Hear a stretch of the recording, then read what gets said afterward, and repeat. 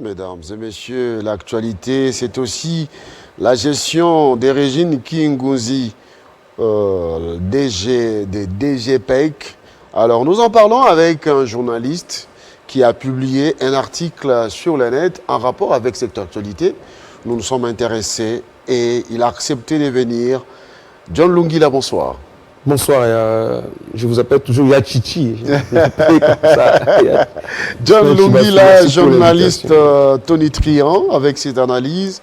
Il faut le reconnaître, le courage que vous avez d'aborder beaucoup de sujets.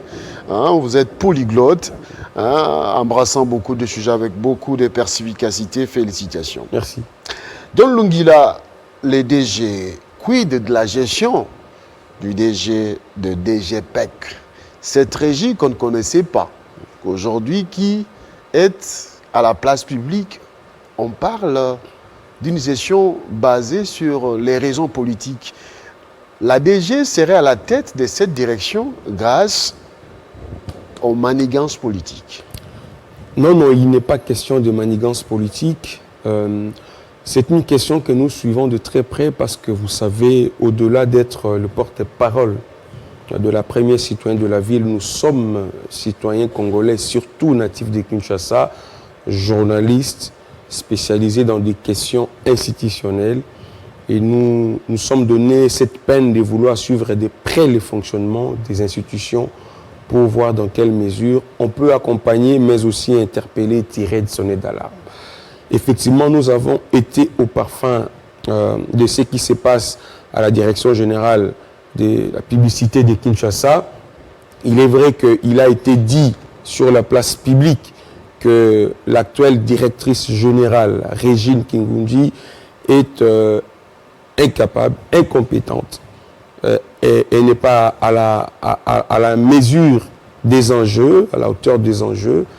Il y a une malversation financière, il y a eu des détournements au niveau de la DGPEC, mais il faut rappeler que cette structure qui est sous tutelle du gouverneur de la ville de Kinshasa, a existé avant que l'actuel DG soit nommé. Mais jamais elle n'a été connue. Ça a existé depuis Kimbuta. Effectivement. Mais jamais elle n'a été connue des Kinois. À Kinshasa, au-delà de l'exécutif provincial, au-delà de l'Assemblée provinciale, on parlait encore et seulement de la DGRK. Mais pourtant, il a existé aussi à côté la DGPEC, mais elle n'a jamais été connue. Si aujourd'hui, cette structure devient une référence, je voulais même dire, contribue d'une manière efficace au trésor provincial pour le fonctionnement de Kinshasa, c'est parce que le gouverneur de la ville, Jean-Tini Ngobila Mbaka, a fait un choix judicieux. Pour comprendre ce qui se passe dans cette entreprise, il faut retenir deux choses. La première des choses, c'est sur le plan politique. L'actuelle DG, d'abord, c'est une députée provinciale. Elle a été élue dans la commune de Mongafula pour le compte de son parti politique, l'Alliance pour la bonne gouvernance, dont l'autorité morale n'est autre que M. Jonathan Ouattara, l'actuel ministre de Pêche et Élevage. Mais pour d'autres, ils disent que c'est l'épouse du ministre Ouattara. Mais c'est son épouse, exactement, mais ce n'est pas une malchance pour Madame Régine d'être épouse du ministre de Pêche. D'ailleurs, si elle est nommée là-bas, ce n'est pas parce qu'elle est l'épouse du ministre, mais c'est parce qu'elle a mérité. Vous savez que cette dame a porté la candidature du gouverneur Jean-Tini Ngobila. C'était elle le témoin du gouverneur à cette élection à l'Assemblée provinciale de Kinshasa. Au-delà d'être témoin, il faut ici rappeler que sur le plan politique, son parti, la BJ, est la troisième force politique de Kinshasa, après le PPRD et l'UDPS. Le parti compte au moins 6 députés provinciaux, au-delà des députés nationaux et sénateurs qui comptent ce parti. Et donc, à la veille des élections, de l'élection du gouverneur, l'autorité morale de ce parti, qui est actuellement ministre de Pêche et Élevage, a été approché par l'ancien gouverneur André Kimbuta, qui est venu effectivement solliciter le soutien du parti ABJ pour élire son candidat qui était Magloire Kabemba. Alors, le parti a préféré soutenir la candidature de Jean-Tini Ngobila Mbaka. Et ce qui a été fait, et Mme Régine a été désignée témoin du candidat Ngobila, le gouverneur Ngobila a été élu aujourd'hui, et naturellement, la BJ, en tant que troisième force politique de la ville, devait être récompensée au nom du poids politique. Et effectivement, la DGPEC devait revenir à la BJ et Mme Régine, qui était déjà députée provinciale parce qu'elle siégeait en tant que députée provinciale à l'APK, a été nommée comme directrice générale. Il faut rappeler ici, parce qu'on parle de l'incompétence. Non, l'incompétence fait allusion au manque d'abord de niveau d'études et de l'expérience. C'est une détentrice d'un diplôme de licence en économie d'une grande université de ce pays, M. Kinshasa. Elle a beaucoup travaillé dans des entreprises publiques. Elle a été élue députée provinciale en 2018 à Mongafula. Et donc, nommée aujourd'hui à la DGPEC, c'est un mérite, ce n'est pas une faveur parce qu'elle est épouse du ministre Jonathan Ouattara. Et aussi, il faut rappeler que cette guerre, elle est beaucoup plus politique parce qu'il y a une guerre de leadership. Guerre de leadership. Vous avez compris parce que je vous ai rappelé comment elle est. Je vous pose cette question. Si aujourd'hui l'affaire des GPEC est portée sur la place publique, c'est parce qu'il y a deux personnalités, des agents de cette régie qui sont montés au créneau pour dénoncer ce que vous dites, pour ne pas l'affirmer, l'incompétence de la DG. Pensez-vous qu'aujourd'hui, il y a une main noire qui voudrait bien ternir l'image de Mme Régine? La main noire existe. Cette main noire existe et nous allons nous dire de vérité parce que les Kinois doivent comprendre. Je, ici, rappeler comment elle a été nommée à la DGPEC. Vous avez compris que ça n'a rien à voir le fait d'être épouse du ministre. De deux, je vous ai rappelé ici que M. Jonathan Ouattara, l'actuel ministre de Pêche et élevage, autorité morale de la PJ, a été approché sans succès par le gouverneur, l'ancien gouverneur Kimbuta, qui avait son ticket pour être gouverneur, Magloire Kabemba, et il voulait le soutien du parti. Jonathan a préféré, le parti a préféré Ngobila Mbaka que Magloire Kabemba. Aujourd'hui, à la DGPEC, vous avez parlé des deux agents. Ces deux agents ont été récemment engagés parce que récompensés par l'adjoint de Mme Régine. Effectivement, ils ont été les hommes à l'adjoint, c'est Jésus Noël Cheké. Effectivement, je n'aime pas citer les noms, mais c'est lui son adjoint. Les deux agents ont été des hommes à tout faire pour la candidature des députés provinciales. Jésus Noël Cheké à Lingwala. Jésus Noël Cheké a été le directeur de campagne de Magloire Kabemba. Magloire Kabemba, qui est le ticket gagnant, le ticket au fait, proposé par André Kimbuta comme candidat gouverneur.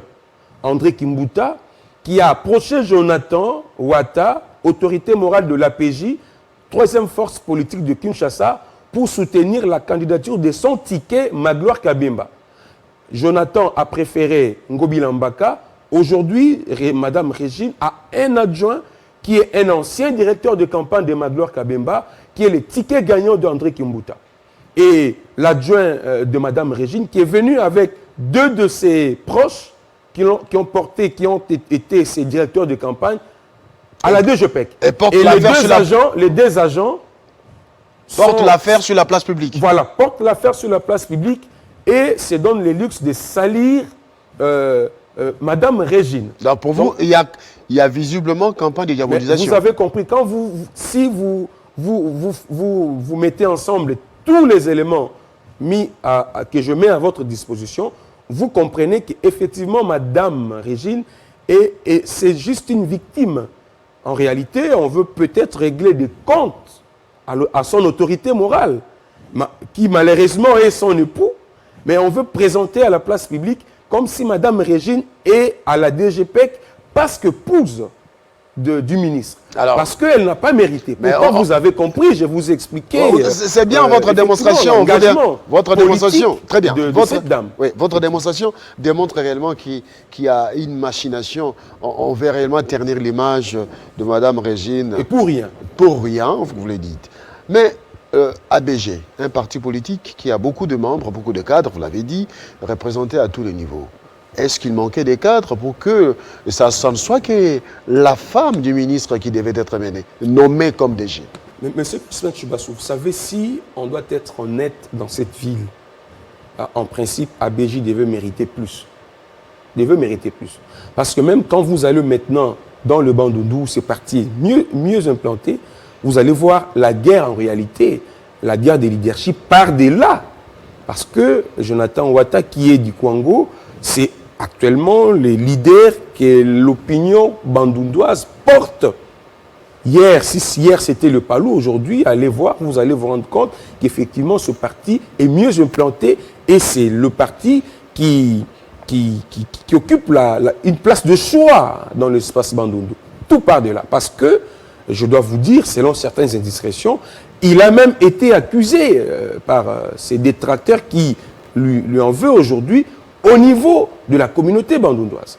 Et donc, c'est un combat, c'est une guerre de leadership qui part d'abord des Bandundu, mais qui vient effectivement prendre place. Rien avec les compétences. Voilà, il n'y a pas de compétences. Les conflits politiques. Je vous ai dit ici que cette dame est détentrice, c'est une universitaire, c'est une économiste de formation, et plein d'expérience, pétrie de savoir-faire et de savoir-vivre.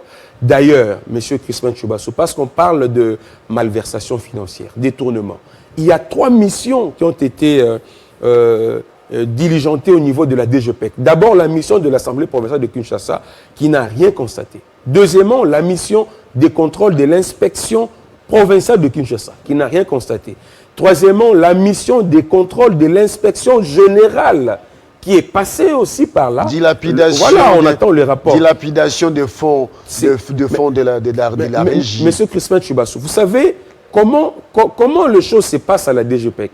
Les assujettis ne payent pas directement. Ce n'est pas la DG qui perçoit le fonds. Il y a un compte bancaire qui existe. Et ce compte bancaire est géré par l'exécutif. Il n'y a pas de compte fictif? Non, je voulais informer à ceux qui nous suivent. Les assujettis, ça veut dire tous ceux qui veulent placer des panneaux publicitaires, tous ceux qui doivent à la ville de l'argent en termes de publicité sur la place publique, ne payent pas directement à la direction générale des DGPEC. Ils versent l'argent dans un compte qui est géré par l'exécutif provincial. Au niveau de la DGPEC, on élabore ce qu'on appelle la note de perception. Ça veut dire M. Christophe Tchibassou est patron d'une entreprise qui voulait faire sa publicité dans des carrefours de la ville de Kinshasa. Il paye à la banque dans un compte géré par l'exécutif provincial, mais il passe à la DGPEC pour avoir la note de perception, tout simplement, et il va verser son argent à la banque. Ça veut dire que ce n'est pas l'argent, le fonds payé par les assujettis ne sont pas gérés par madame. Comment elle peut détourner? Comment il peut y avoir malversation? Comment il peut y avoir détournement? Donc, je chute dans ce que je vous disais avant, que différentes missions parlementaires et même de l'inspection passées par la DGPEC n'a pas constaté ce que, vous l'avez dit, les 2 agents ont évoqué, tout simplement parce qu'on veut salir l'image d'une femme aussi efficace qui ne fait parler d'elle que par son travail et une autre chose. Et qu'en est-il du manque de leadership? Le leadership au niveau de la DGPEC est bien assuré parce que M. Christophe Tchibassou, vous l'avez dit à l'introduction, cette structure n'a jamais été connue à Kinshasa. On n'a jamais parlé de la DGPEC.